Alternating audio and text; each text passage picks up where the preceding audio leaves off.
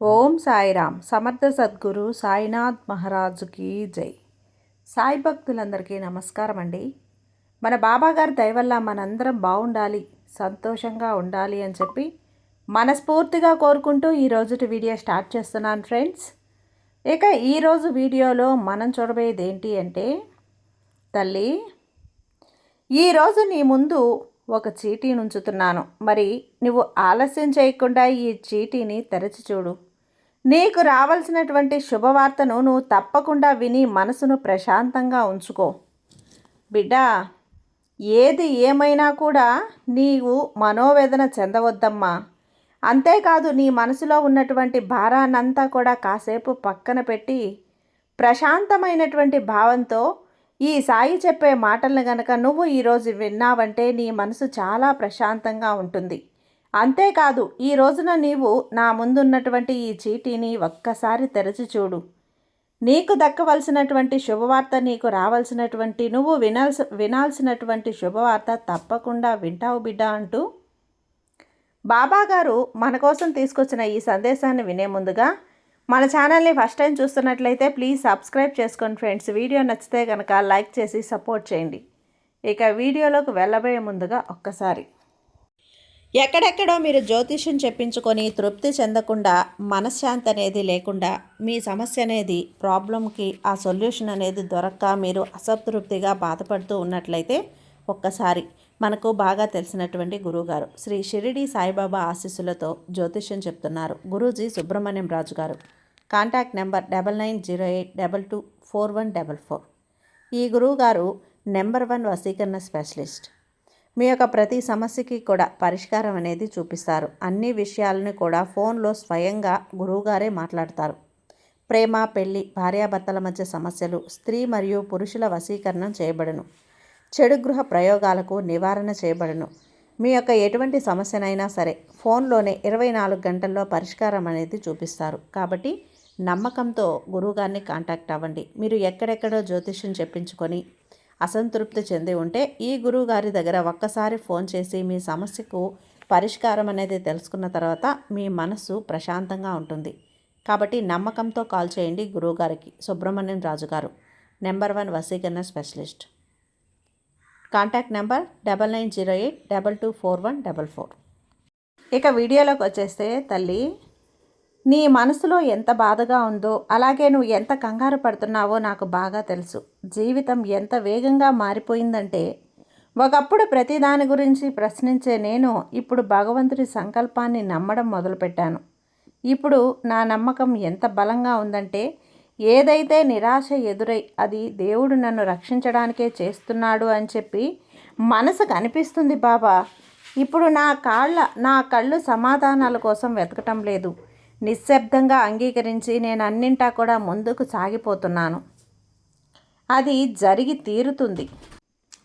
ఏది జరిగినా జరిగేదంతా నా మంచికే అని చెప్పి అనుకోవటం తప్ప నాకు ఇక వేరే దారి లేదు. అయితే నా మనసులో ఎన్నో ఆలోచనలు ఉన్నాయి.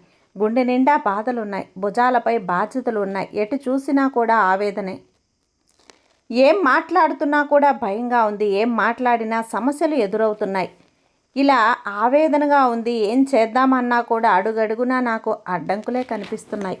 కాబట్టి ఏమీ చేయలేనటువంటి పరిస్థితుల్లో సందిగ్ధంలో మునిగిపోయాను. కాబట్టి నీ ముందు నేను ప్రతిరోజు కూడా చీటీలు వేస్తూ కొన్ని రకాలైనటువంటి సమస్యలకు పరిష్కారాన్ని మిమ్మల్ని అడుగుతున్నాను బాబా. దానికి నాకు సరైనటువంటి పరిష్కారం కానీ లేదంటే సరైనటువంటి సమాధానం కానీ రాలేదు. కాబట్టి నేను నిరుత్సాహం చెందుతున్నానని చెప్పి నీ మనసులో నువ్వు కుమిలిపోతున్నావు కదా. నీ నిరుత్సాహాన్ని, నీ నిరాశను అన్నింటినీ పక్కన పెట్టి ఈరోజు నీకు తగినటువంటి మంచి శుభవార్తను వినిపిస్తున్నాను. ఈరోజు నీకు నేను ఏం చెప్పినా ఆ మాటలను విన్న తర్వాత నీ మనసులో ఒక ధైర్యం వస్తుంది. నువ్వు ఎంత బాధపడ్డావో నాకు తెలుసు. నీ కళ్ళు ఎంత అలసిపోయాయో, నువ్వు ఎంత విసిగిపోయావో నాకు తెలుసు. అంతేకాదు, నీ గుండె ఎంత బరువెక్కిందో, నీ గొంతు ఎంత మూగబోయిందో, ఊపిరి తీసుకునేందుకు కూడా నువ్వు ఎంత కష్టపడ్డావో, నువ్వు ఏడుస్తున్నప్పుడు వచ్చే శబ్దాన్ని ఆపడానికి నేనెంత ప్రయత్నిస్తున్నానో అది నాకు మాత్రమే తెలుసు. కనిపించని సమరమే నీ మనసులో జరుగుతుందని నాకు అర్థమైంది బిడ్డ. అయితే బాగా గుర్తుపెట్టుకో, ఈ కథలో పాత్ర నీదే. కథకి ప్రాణం పోసింది నువ్వే. కథను చూసి ఆనందపడేది నువ్వే. నువ్వే కథ అనుభవించి దుఃఖపడుతుంది కూడా నువ్వే. కాబట్టి నిన్ను ప్రపంచానికి పరిచయం చేసుకుంది కూడా నువ్వే. కానీ చివరికి కనపడకుండా పోతుంది. అది మాత్రం నువ్వే. చనిపోయేంత వరకు కూడా నీ జీవితం ఎలా ఉంటుంది అంటే ఏంటనేది కూడా నీకు అర్థం కాదు. అదే ఒక మాయ. ఎందుకు పుడతామో ఎందుకు చనిపోతామో తెలియనటువంటి అయోమయంలోనే జీవితం అనేది ముగిసిపోతుంది. కాబట్టి ముందు నీకు దక్కాలి, ఏది అవసరం ఏది అనవసరం అనేది కేవలం నాకు మాత్రమే తెలుసు. కాబట్టి నేను నీకు అడుగడుగునా ఏమి ఇవ్వాలో నాకు మాత్రమే తెలుసు. చీకటైతే చంద్రుడు రాజు, తెల్లవారితే సూర్యుడు రాజు. ఒక్కొక్క రోజు కూడా ఒక్కొక్కరిది కానప్పుడు అన్ని రోజులు నీవని చెప్పి ఎలా అనుకుంటావు చెప్పు? ఒక్కొక్క రోజు ఒక్కొక్కలాగా ఉంటుంది. మనది కాని రోజు మౌనంగా ఉండటం అలవాటు చేసుకోవాలి. మనదైనటువంటి రోజు వినయంగా కూడా ఉండాలి. అయితే నువ్వు చేసినటువంటి అతిపెద్ద తప్పేంటో తెలుసా? ఎప్పుడూ కూడా నేను అనుకున్నది వెంటనే జరిగిపోవాలి, నాకు కావలసినటువంటి సమాధానం ఇప్పుడే తెలిసిపోవాలి అన్నట్లుగా ఉంటాం. కానీ కొంచెం కూడా ఓపిక పట్టకపోతే ఎలా చెప్పు? ఈరోజు నేను నీకు ఒక శుభవార్తను అయితే వినిపిస్తాను తల్లి. నీ మదిలో మెదిలేటువంటి ప్రశ్నకు సమాధానం కూడా చెబుతాను. నీకు చిట్టీల్లో నువ్వు చీటీలో పొందినటువంటి సమాధానాన్ని ఈరోజు నీకు నేను తీసుకొచ్చినటువంటి ఈ చీటీ ద్వారా నీకు సమాధానాన్ని, శుభవార్తను అందజేస్తాను. ఇది విన్న తర్వాత నీ మనసులో ఉన్న బాధ, అలాగే సుదీర్ఘంగా నువ్వు ఆలోచిస్తున్నటువంటి ఆలోచనలు, ఏమీ చెయ్యలేక సతమతమైపోతూ ఉన్నటువంటి నీ మనసు పూర్తిగా దిగులు, మనోవేదన ఇవన్నీ కూడా నీ నుండి తొలగిపోతున్నాయి. నువ్వు ఎంతగా అలమటిస్తున్నావో, అలాగే ఎంతగా కంగారు పడుతున్నావో, అలాగే నీ బాధలో ఒక మంచి మార్పు రావాలి అని చెప్పి ఎంతగా ఎదురు చూస్తున్నావో, ఆ మార్పు కూడా ఇలా ఏ విషయంలో అయితే నువ్వు ఆలోచిస్తున్నావో దానికి తగినటువంటి ఆనందించేటువంటి శుభవార్తను ఈరోజు నీ ముందుకు తీసుకొచ్చాను. కేవలం ఒకే ఒక శుభవార్త అనేక జీవితాలను వెలుగునిచ్చేలా ఉంటుంది.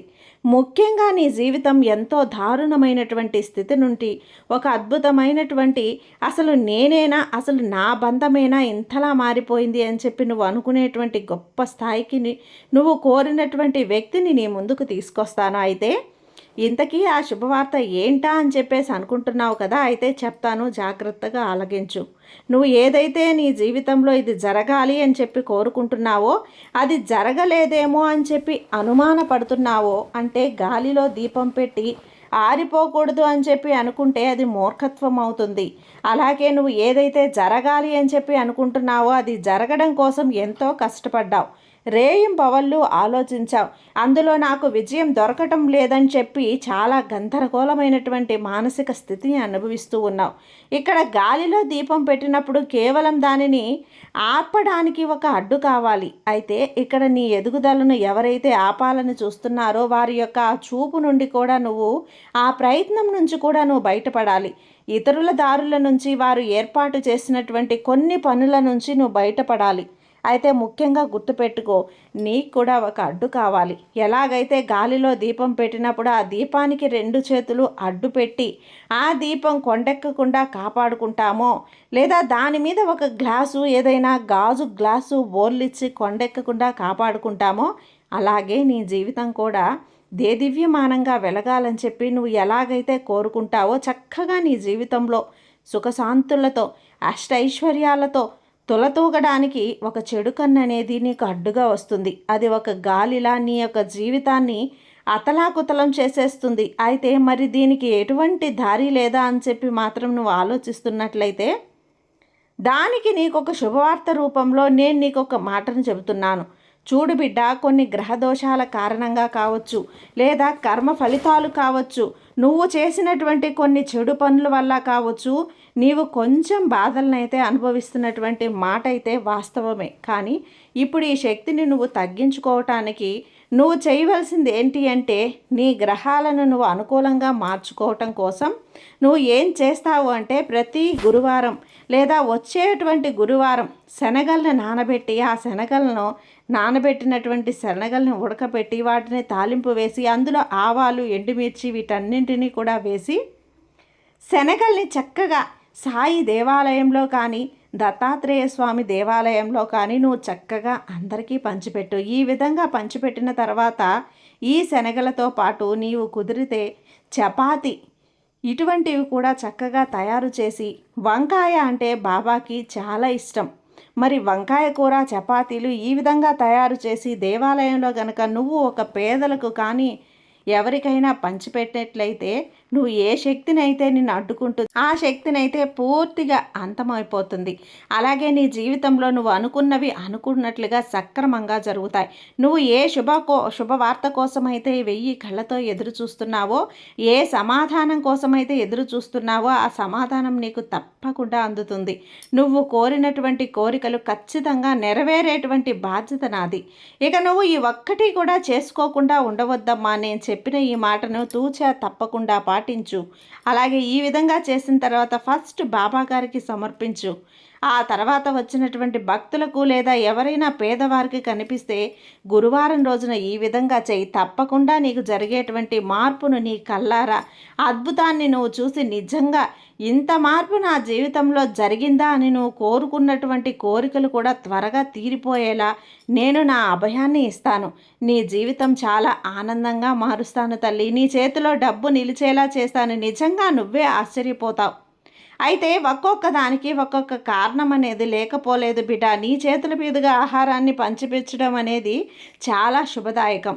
అలాగే ఏదైనా దోషాలు ఉన్నా కూడా తొలగిపోతాయి. అంతేకాదు నీ జీవితంలో ఎదురయ్యేటువంటి ముళ్ళు ఏదైతే ఉన్నాయో, రాళ్ళు ఏవైతే ఉన్నాయో అవన్నీ కూడా గుచ్చుకోకుండా వాటంతటా అవే నీకు తిరిగి మరలా దారినిస్తాయి తల్లి. కాబట్టి నీకు ఒక మార్గాన్ని చూపించినప్పుడు నువ్వు ఆ మార్గాన్ని ఎంచుకొని ఆ మార్గం ద్వారా నువ్వు ప్రయాణిస్తే నువ్వు చాలా సేఫ్గా ఆ దారిలో నువ్వు నడకను ప్రారంభించచ్చు తల్లి. అలాగే నీ బాబా గారు కూడా నీ జీవితానికి ఈ దారిలో అడ్డుపడుతున్నటువంటి దుష్ట శక్తులు ఏవైతే ఉన్నాయో వాటి గురించి అడ్డు తొలగించి మంచి మార్గంలో నిన్ను ప్రయాణించే విధంగా నా చెయ్యి నీకు అందించి నేను నిన్ను జాగ్రత్తగా కాపాడుకుంటాననే చెప్తున్నాను. మరి ఈ శుభవార్త నిజంగా నీకు సంతోషాన్ని, ఆనందాన్ని కలిగిస్తుంది. అంతేకాదు నీ జీవితంలో వచ్చేటువంటి మార్పును నువ్వు స్వయంగా చూసేటువంటి అవకాశాన్ని కూడా కలిగిస్తుంది. కాబట్టి నువ్వు ఈ బాబా మీద నమ్మకంతో ప్రయత్నించు తల్లి. ఈ బాబా నీకు తోడుగా ఉన్నంత వరకు నీకు భయం ఎందుకు చెప్పు. సర్వే జన సుఖినో భవంతు. జై సాయిరామ్.